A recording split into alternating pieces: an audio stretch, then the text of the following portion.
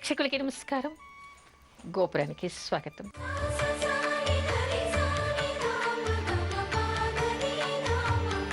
ఈరోజు గోపురంలో సాంప్రదాయాలు చెప్పుకునే ముందుగా అర్చనలో మన ఇష్టదైవాన్ని స్మరించుకుందాం.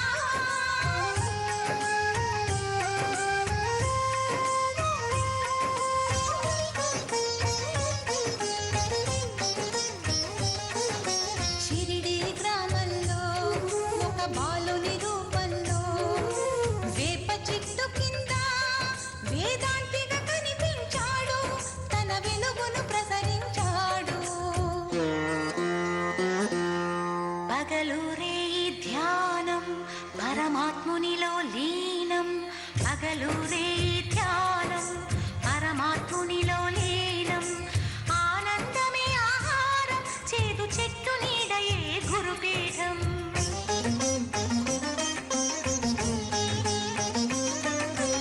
ఎండకు వానకు కొండకు ఈ చెట్టు కిందనే ఉండకు సాయి.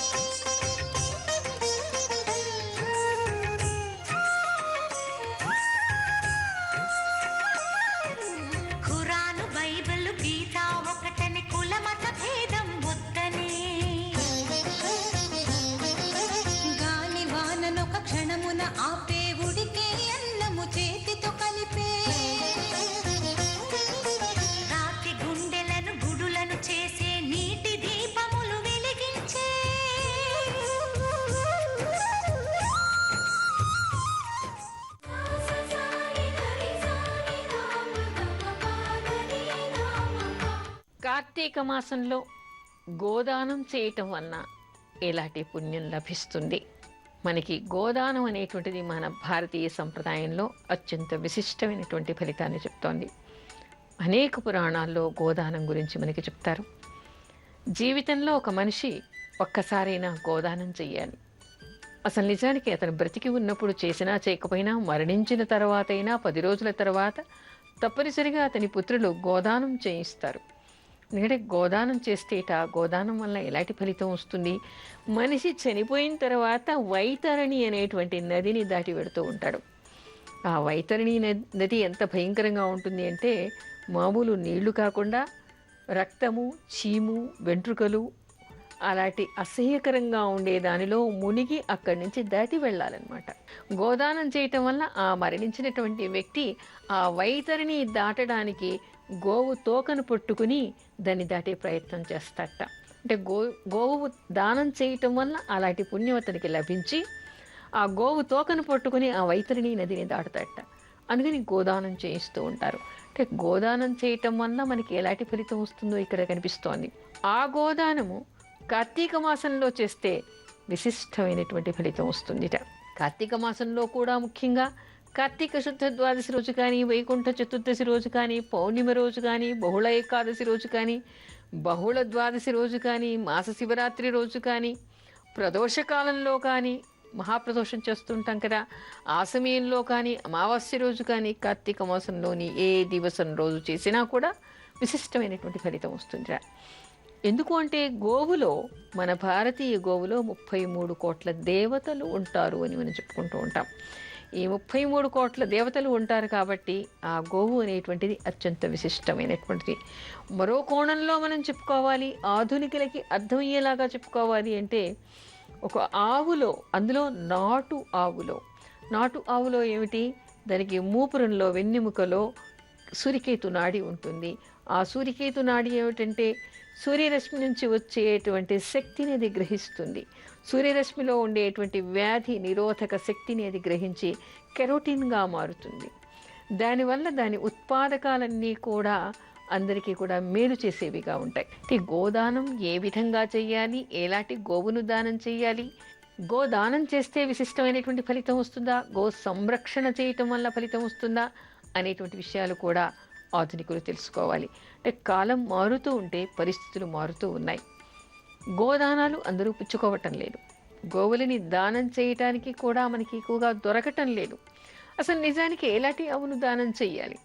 పూర్వం మనకి పురాణంలో ఏం కనిపిస్తుంది అంటే, ఒక ఆవు దుష్టమైనటువంటిది కాకుండా, రోగిష్టిది కాకుండా, ఆరోగ్యమైనటువంటి ఒక ఆవుని దూడతో సహా, దానికి బంగారు కొమ్ములు, దాని కొమ్ములకి చిన్న బంగారు తొడుగు తొడిగి, దాని పాదానికి వెండి డెక్కను పెట్టి, దానికి గ్రాసానికి కొంత డబ్బు ఇచ్చి, దాన్ని పాలించడానికి ఒక పిల్లవాడిని ఇచ్చి, వాడికి జీతం ఇచ్చి, దానికి ఒక ఏడాదికి సరిపోయేటువంటి గ్రాసం కూడా ఇచ్చి ఆవును దానం చేయాలిట.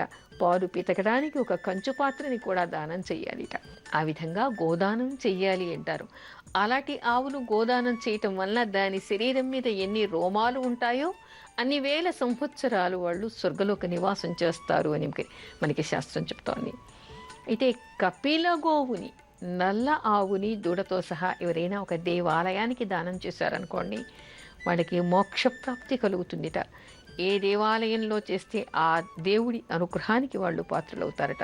అసలు శాస్త్రంలో కూడా మనకి ఏం చెప్తారు, కపిల గోవు పాలు ఎవరు తాగకూడదుట. కేవలం భగవంతుణ్ణి అర్చించడానికి, అభిషేకించడానికి, లేదా దాని నుంచి వచ్చేటువంటి పాలు, పెరుగు, దేవుడికి సంబంధించినటువంటి పదార్థాలు వండటానికి, దీపారాధన చేయటానికి, హోమం చేయటానికి మాత్రమే వాటిని వాడాలిట. కానీ ఎవరు కూడా దాన్ని తినకూడదుట. కాలమాన పరిస్థితుల్ని బట్టి మరికొన్ని కొత్త విషయాలు కూడా అక్కడ మనకి జత అవుతున్నాయి. ఆ కొత్త విషయాలు ఏమిటి అంటే, ఆవులు అసలు దానం చేయటానికి నాటు ఆవు దొరకటం లేదు. ఎలాంటి ఆవును దానం చేయాలి? ఈ రోజుల్లో అయితే కొత్త రకం ఆవులు కూడా మనకి కనిపిస్తూ ఉన్నాయి. సంకరం చేసినటువంటి ఆవులు, జెర్సీ ఆవులు మనకి కనిపిస్తూ ఉన్నాయి. సంకరం చేసినటువంటి ఆవును ఎవరు దానం చేయకూడదు, దానివల్ల ఫలితం శూన్యము. అలాంటి ఆవు, సంకరం చేసినటువంటి ఆవు పాలతో దేవుడికి అభిషేకాలు, నివేదనలు, హోమాలు, యాగాలు, నైవేద్యాలు లాంటివి చేయకూడదు. అవి వైద్యానికి పనికిరావు. అందుకని నాటు ఆవును మాత్రమే, దానికి గుర్తింపు ఏమిటంటే వెనక మూపురం, దాని వెన్నెముక మీద పైన మూపురంలాగా ఉంటుంది. అలాంటి ఆవును మాత్రమే దానం చేయాలి. ఎవరెవరు గోవుల్ని పెంచుతూ ఉన్నారో వట్టిపోయినటువంటి వాటిని ఇక్క వేళాలకి పంపించేస్తూ ఉన్నారు. అలా కాకుండా వట్టిపోయినటువంటి వాటన్నిటినీ ఒక దగ్గర చేర్చి వాటి సంరక్షణ భారాన్ని స్వీకరించండి. అవి వధకి వెళ్లకుండా వాటిని కాపాడే ప్రయత్నం చేయండి. వాటికి కావలసినటువంటి ఆహారాన్ని సప్లై చేయండి. మీరు కేవలం గోదానం చేస్తేనే కాదు, గోవును సంరక్షించినా కూడా మీకు పుణ్యం వస్తుందిట. అంటే ఇక్కడ ఏం చెప్తారు, గోమేధ యాగం చేసినటువంటి పుణ్యం వస్తుందిట. మామూలుగా ఏమిటి, అశ్వమేధ యాగం చేస్తూ ఉంటారు కదా, అలా ఇక్కడ గోమేధ యాగం చేసినటువంటి ఫలితం వీళ్ళకి లభిస్తుందిట. వీళ్ళకి అనేక కష్టాల నుంచి, ఆపదల నుంచి రక్షణ లభిస్తుందిట. అంటే ఒక ఆవు చనిపోకుండా, మరణం చెందకుండా, వధ చెందకుండా దాన్ని సంరక్షించేటువంటి ప్రయత్నం మీరు చేస్తున్నారు కదా. దాని సంరక్షణ మీరు చేయటం వలన మీకు కూడా వధ జరగకుండా, మీకు కూడా హింస జరగకుండా, మీకు కష్టాలు రాకుండా దానిలో ఉండేటువంటి 33 కోట్ల దేవతలు మిమ్మల్ని ఆశీర్వదిస్తారు. కామధేనువు మిమ్మల్ని అనుగ్రహిస్తుందిట, నందిని మిమ్మల్ని అనుగ్రహిస్తుంది. ముఖ్యంగా అలాంటి సత్సంకల్పాన్ని ఈ కార్తీక మాసంలో మొదలుపెట్టండి. అలా చేయటం వలన విశిష్టమైనటువంటి ఫలితం మీకు లభిస్తుంది. ఆవు నెయ్యి వలన ఎలాంటి ప్రయోజనాలు ఉన్నాయి? అసలు ఈ రోజుల్లో ఆధునికులు నెయ్యి వేసుకోవాలంటే భయపడుతున్నారు. లావెక్కిపోతాం, ఫ్యాట్ అని చెప్పేసి భయపడుతూ ఉన్నారు. అసలు మనకి శాస్త్రానుసారం అభిఘరించకుండా భోజనం చేయకూడదు. ఎవరైనా సరే మొత్తం వడ్డించుకున్న తర్వాత కొంచెం నెయ్యి వేసుకున్నాకనే భోజనం చేయాలి. దేవుడికి నివేదన చేసేప్పుడు కూడా వంట చేసిన తర్వాత అన్నం మీద, పిండి వంటల మీద నెయ్యి వేసిన తర్వాత మాత్రమే నైవేద్యం పెట్టాలి. అలా చేయకుండా నైవేద్యం పెట్టకూడదు. నెయ్యి వేసుకోకుండా భోజనం చేయకూడదు. బ్రాహ్మడికి భోజనం పెట్టినప్పుడు, విందు భోజనాలు పెట్టినప్పుడు, అన్న సంతర్పణలు చేసినప్పుడు వడ్డించిన తర్వాత మొట్టమొదటిగా అందరికీ నెయ్యి వేసిన తర్వాత మాత్రమే భోజనం ప్రారంభం చేయాలి. అలా చేస్తే మాత్రమే పుణ్యం వస్తుంది. అయితే ఎందుకు నెయ్యి ఎలా వేయాలి? నెయ్యి వేసుకోవడం వల్ల అసలు నెయ్యి వల్ల ప్రయోజనాలు ఏమిటి? ఈ రోజుల్లో అయితే అందరూ నెయ్యి తినరు, కానీ జంక్ ఫుడ్ మాత్రం బాగానే తింటారు. చాక్లెట్లు, తర్వాత ఇప్పుడు వస్తున్నటువంటి ఆధునికంగా మనకి చాలా పిజ్జాలు, బర్గర్లు ఇలాంటివి బాగా తినేస్తూ ఉంటారు. మైదాతో చేసినటువంటివి నాన్లు, ఎక్కడికైనా హోటల్కి వెళ్తే మహా ఫ్యాషన్ అది. అందుకని ఆ మైదాతో చేసినటువంటి నాన్లు మాడిపోయినటువంటి ఇస్తూ ఉంటాడు, కాలిపోయినవి. అవి మాత్రం ఫ్యాషన్ అనుకొని బాగా అందరూ కూడా ఒక క్రేజ్ అనమాట. అవి ఎంత ఎక్కువ తింటే అంత బాగా మంచిదేని. కానీ వాటి వలన వచ్చేటువంటి అనారోగ్యం అనేది డాక్టర్లు వాపోతూనే ఉన్నారు. అయినా ఎవరికీ అర్థం కావటం లేదు. అయితే ముఖ్యంగా ఆవు నెయ్యి వేసుకోవాలి. నెయ్యి వేసుకుని భోజనం చేయాలి. ఆ నెయ్యి కూడా ముఖ్యంగా ఆవు నెయ్యి కావాలి. ఆ ఆవు నెయ్యి కూడా ముఖ్యంగా నాటు ఆవు నుంచి వచ్చినది కావాలి. అయితే దానివల్ల ఎలాంటి ప్రయోజనాలు ఉన్నాయో తెలిస్తే చాలా ఆశ్చర్యపోతారు. మనకి ఆయుర్వేదంలో చరకుడు చెప్తాడు. ఏమిటి అంటే, పాత నెయ్యి ఒక 10 సంవత్సరాల తర్వాత ఉన్నటువంటి నిల్వ చేసినటువంటి నెయ్యి వేసుకుంటేట శరీరంలో ఉండేటువంటి పుళ్ళన్నీ పోతాయిట. ఎన్నో వైద్యాలకి అది పనికి వస్తుందిట. అందుకని ఎంత పాతగా నిల్వ ఉంటే ఆవు నెయ్యి, నాటు ఆవు నెయ్యి అంత ఆరోగ్యప్రదమైంది అని చెప్పేసి మనకి ఆయుర్వేదంలో చరకుడు చెప్పాడు. అదేవిధంగా ఆయుర్వేదంలో సుశ్రుతుడు మహావైద్యుడు మనకందరికీ తెలుసు. ఆయన ఏం చెప్తాడు? కుంభసర్పి అంటారు. కుంభసర్పి అంటే 111 సంవత్సరాల వరకు నిలవ ఉన్నటువంటి ఆవు నెయ్యి, నాటు ఆవు నెయ్యి, దాన్ని కుంభసర్పి అంటారుట. 111 సంవత్సరాలు దాటితే దాన్ని మహాసర్పి అంటారుట. అసలు ఇన్ని సంవత్సరాలు నిలవ ఉంటుందా, వాసన పట్టదా అని అనుమానం మీకు రావచ్చు. కానీ అది నిజంగా నాటు ఆవి అయి ఉండి దానికి సరైనటువంటి ఆహారాన్నే పెడితే, ఈ రోజుల్లో లాగా మాంసమో లేకుంటే బిర్యానీలో ప్లాస్టిక్ కవర్లో లాంటివి కాకుండా సరైనటువంటి ఆహారాన్ని పెట్టి దాన్ని పోషిస్తే దాని నుంచి వచ్చినటువంటి నెయ్యిని 111 సంవత్సరాలపై తర్వాత కూడా అది పాడవకుండానే ఉంటుందిట. దానిలో వైద్య గుణాలు బాగా పెరుగుతాయిట. అది దేనికి వాడతారు? మామూలుగా ఆయుర్వేదంలో మనకి అనేక ఘృతాలు కనిపిస్తాయి. ఘృతం అంటే నెయ్యి. అది ముఖ్యంగా నాటు ఆవు నెయ్యి మాత్రమే. అనేక ఔషధాన్ని తయారు చేసి ఈ ఆవు నెయ్యితో కలిపి ఉంచుతారు. ఆ ఆవు నెయ్యితో కలిపి ఉంచి అది ఏ ఔషధం అయితే ఆ ఔషధం పేరు చెప్పి ఆ ఘృతం అంటారు దాన్ని. దాన్ని తీసుకోవడం వలన అనేక రోగాలకి వీళ్ళు పరిహారం చేస్తూ ఉంటారు, చికిత్స చేస్తూ ఉంటారు ఆయుర్వేదంలో. అంటే మామూలు వాళ్ళైనా సరే ఆవు నెయ్యి కడుపులోకి వేసుకోవడం వల్ల, అంటే మీకు అంత పాత నెయ్యి దొరక్కపోవచ్చు, అయినప్పటికీ నాటు ఆవు నెయ్యి దొరికితే దాన్ని తెచ్చుకుని రోజు తినే ప్రయత్నం చేయండి.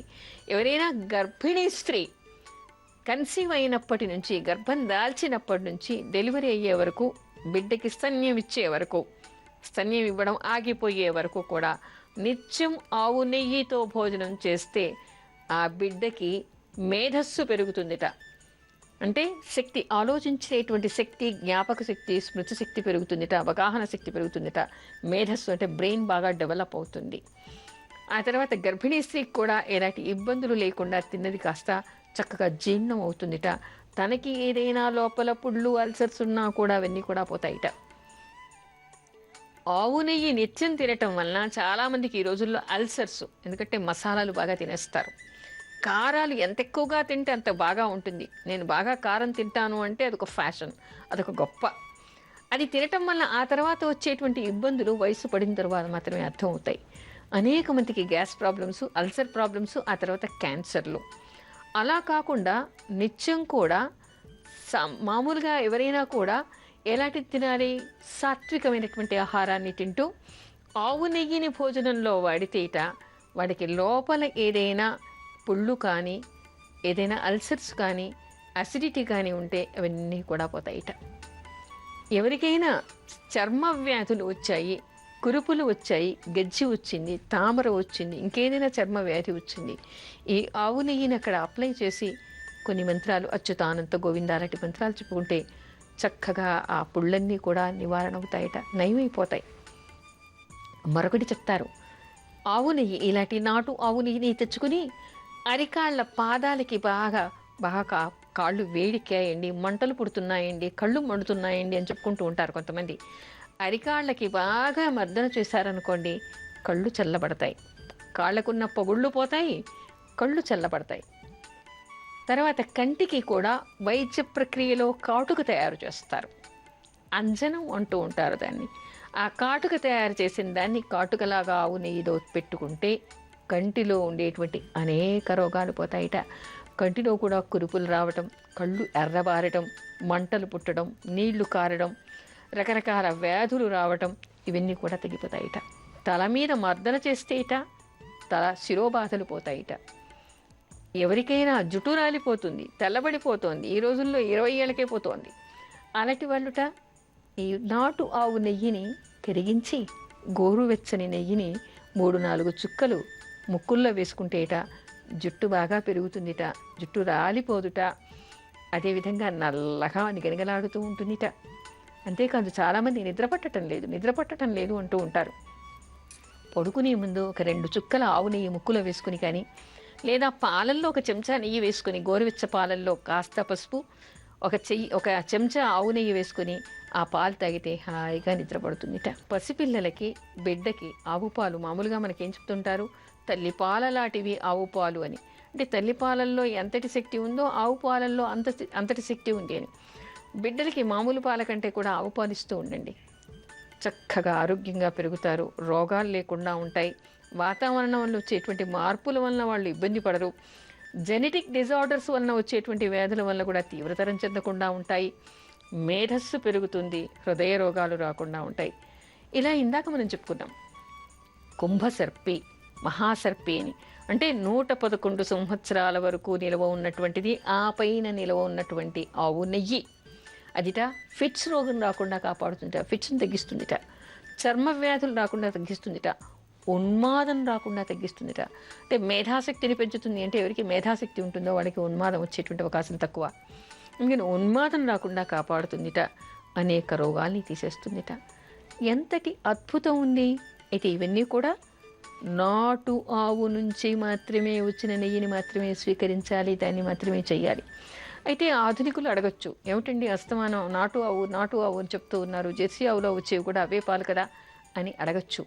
కానీ మీకు ఒక విషయం చెప్తే ఆశ్చర్యం వేస్తుంది. 10 గ్రాముల ఆవు నెయ్యిట 1 టన్ను ఆక్సిజన్ని వెలువరిస్తుందిట, వాతావరణంలో ఉండేటువంటి కాలుష్యానంతా కూడా తీసేస్తుందిట.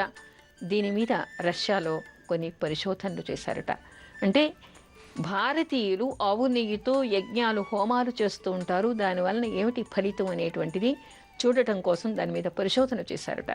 చేసి వాళ్ళు చెప్పింది ఏమిటి అంటే, వాతావరణంలో ఉండేటువంటి నీల లోహిత కిరణాల వలన వచ్చేటువంటి ఇబ్బందులు రాకుండా వాతావరణాన్ని ప్యూరిఫై చేస్తుంది. అది మనం అల్ట్రా వైలెట్ రేస్ అని చెప్తూ ఉంటాం కదా, దానివల్ల మనకి కలిగేటువంటి ఇబ్బందులు కలగకుండా ఈ యజ్ఞాలు, హోమాల్లో ఉపయోగించేటువంటి ఆవు నెయ్యి పైకి వెళ్ళి వాతావరణ కాలుష్యాన్ని తీసి దానివల్ల వచ్చేటువంటి ఇబ్బంది మనకు కలగకుండా వాతావరణాన్ని పరిశుద్ధం చేస్తుందిట.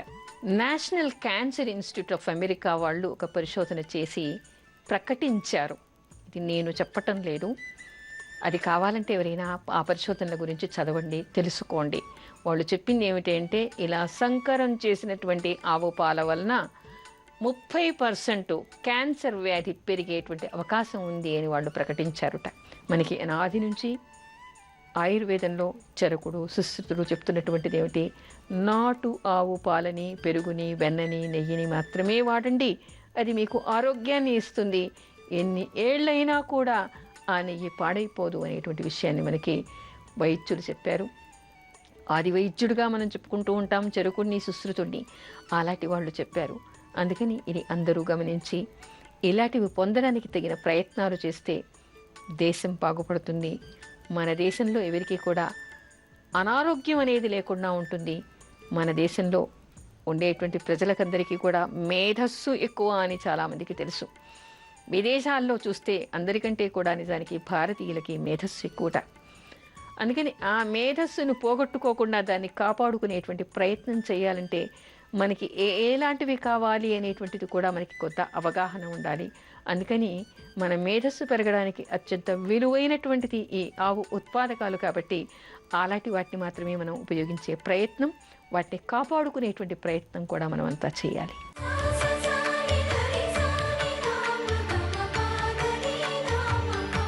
ఈవేంటి మంత్రం ఓం కామధేనువే నమః. అంటే ఇవాళ మనం నాటు ఆవు గురించి, గోదానం గురించి చెప్పుకున్నాం.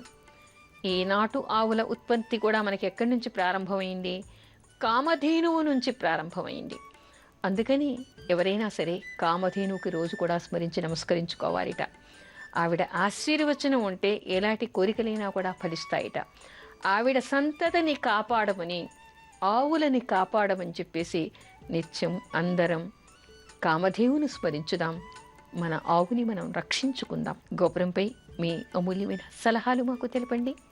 మా చిరునామా Gopuram, care of Zee Telugu, post box number 102, Khairatabad, Hyderabad 5,04,000. మా ఇమెయిల్ ఐడి gopuram.ztelugu@gmail.com. తిరిగి రేపు శుభమస్తు కార్యక్రమంలో కలుసుకుందాం. మళ్ళీ సోమవారం మరికొన్ని సాంప్రదాయాలు చెప్పుకుందాం. అంతవరకు సెలవు. నమస్కారం.